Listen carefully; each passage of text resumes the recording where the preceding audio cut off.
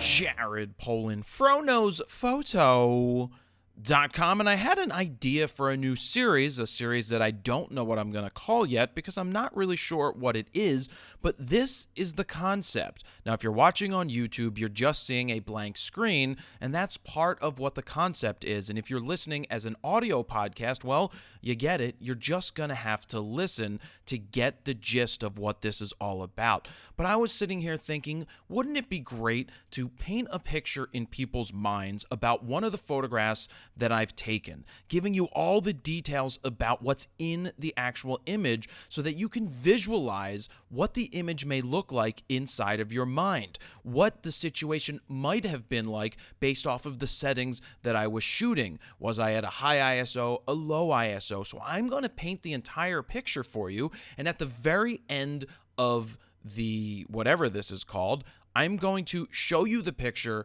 on YouTube. So if you want to cheat, you could obviously jump ahead to see the photo, but the whole idea is that you think about the image first. You think about all the things I'm saying to get a mental picture, and then you get to see the actual picture. Now, if you're listening on the podcast, I do have a link you can go to. It's FroKnowsPhoto.com/mind. That's MIND 01. So not 0101, it's FroKnowsPhoto.com/mind01. That's lowercase, and then the numbers 0 and 1 will take you to see the image that I am trying to explain to you. So I hope that makes sense. Leave me some comments down below with what you think the title of this should be, and also what you think of the series. So the first image that I'm going to tell you about is one of my all-time favorite images that I've captured. Now, it's not the most popular that some people have seen. This photo is from October 7th of 2007. So we are talking about almost a decade ago, and honestly, my hair was growing at that point. I haven't really cut it since. So in this image, it's an image of Perry Farrell. Some of you may have seen it, but hopefully not, and I can explain it to you. Now, Perry Farrell, I was on tour with him. Now, he does yoga before every show. So in this scene, he is doing yoga. Now, let me tell you where I'm shooting from. It kind of looks like a loft. It looks like I'm up in the ceiling. It looks like, how the hell did I get the camera to the exact center portion, well, not the exact center portion of the top of the frame, but looking straight down. So it's almost a straight down shot of Perry doing yoga before a show. Now, people try to figure out, how did I do this? Did I rig a camera up there? What did I do to get there? Well, what I did was there was actually a lofted area, and I leaned out over the edge of the lofted area with the fisheye lens. This was a 10.5 millimeter fisheye, 2.8, with the Nikon D2XS. So it acted as a, what is that, like a 15.5, 16 millimeter lens as a fisheye. So now you can see in your mind that it's a fisheye image.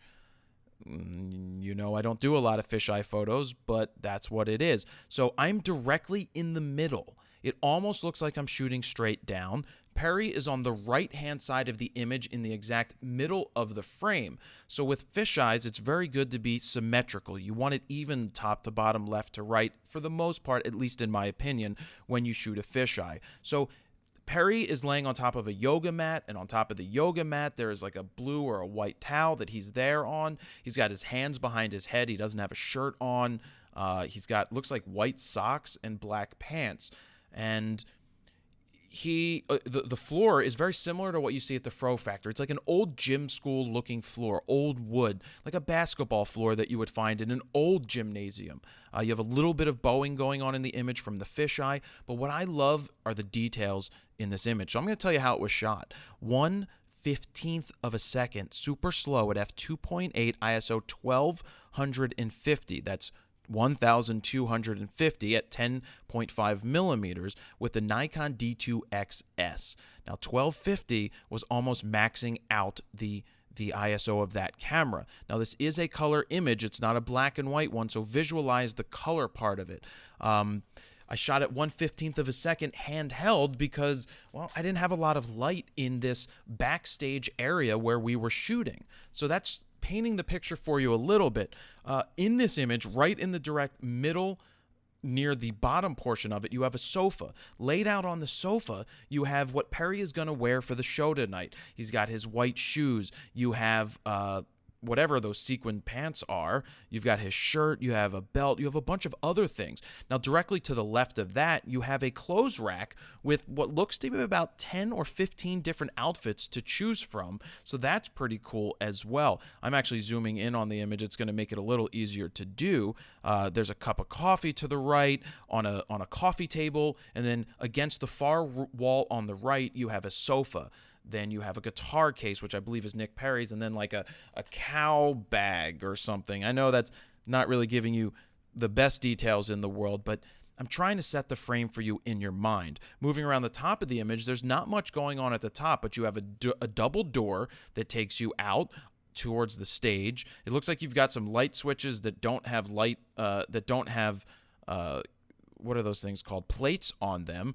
And then far left wall, more into the bowing of the fisheye, you've got suitcases. And in these suitcases is where you would have found Perry's clothes that are now set up on the rack. So it has a warm feeling to this image. I guess that's how it was processed. But I hope this is painting a picture in your mind to then go ahead and look at the website. Again, FroKnowsPhoto.com/mind01 will take you to this image to see it. And I hope you pre-visualized or visualized what I was saying.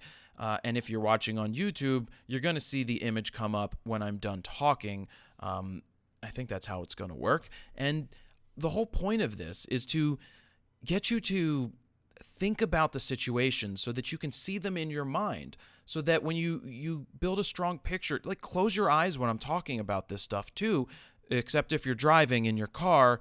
Don't do that. I don't recommend doing that. But the idea is to paint the picture for you in your mind so that when you're out shooting images yourself, you can better see and feel the details that are in the image, because I'm pointing all these things out to you so that you can capture them yourself when you go and shoot something, maybe not similar, but just when you're out there shooting. So visualizing things in your mind, breaking down the images, understanding the light, the exposure that I was shooting at, and all the details in the scene hopefully help you out. Now, I know I sound like I'm rambling, because I guess I am rambling, because I don't know where this is all going, but that's the first one. I don't have a title for what this type of video is called yet.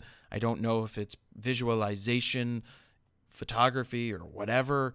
I'd be more than happy to hear your suggestions if you leave them on YouTube, or you tweet them at me, or leave them on Facebook, or you personally email me, jared@FroKnowsPhoto.com. But this is the first image.